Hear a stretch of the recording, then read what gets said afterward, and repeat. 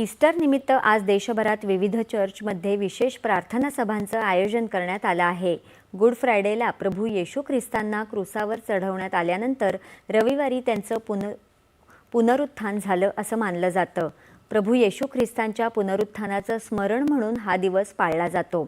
ईस्टरचा पवित्र दिन निस्वार्थ प्रेम आणि सेवेचा संदेश देतो।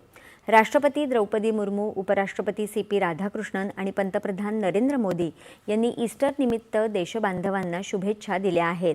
प्रभू येशूचा पुन्हा अवतीर्ण होण्याचा हा दिवस सत्य, प्रेम आणि करुणेची मूल्य अंगीकारण्याची प्रेरणा देतो, असं राष्ट्रपती द्रौपदी मुर्मू यांनी आपल्या संदेशात म्हटलं आहे। भगवान येशू ख्रिस्ताचं जीवन आणि शिकवणी हे प्रेम, त्याग, क्षमा आणि इतरांची सेवा या मूल्यांचं मूर्तिमंत रूप दर्शवतं।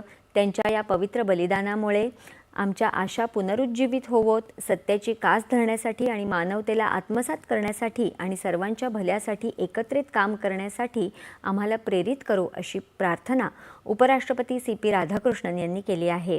प्रत्येकाच्या जीवनामध्ये शांतता, आनंद आणि प्रकाश येवो, अशी प्रार्थना पंतप्रधान नरेंद्र मोदी यांनी केली।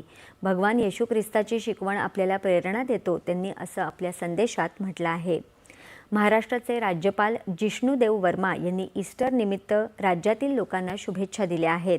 ईस्टर हा सण प्रभू येशू ख्रिस्तांच्या पुनरुत्थानाचा दिवस आहे। आज शेकडो वर्षांनी देखील येशू ख्रिस्तांची मानवता, प्रेम, दया व त्यागाची शिकवण सर्वाधिक प्रासंगिक आहे। ईस्टर निमित्त सर्वांना, विशेषतः ख्रिस्ती बंधू भगिनींना हार्दिक शुभेच्छा देतो, असं राज्यपालांनी आपल्या संदेशात म्हटलं आहे। मुंबईतही वांद्रे इथल्या माउंट सेंट मेरी चर्च इथे ख्रिश्चन बांधव प्रार्थनेसाठी मोठ्या संख्येनं जमले होते।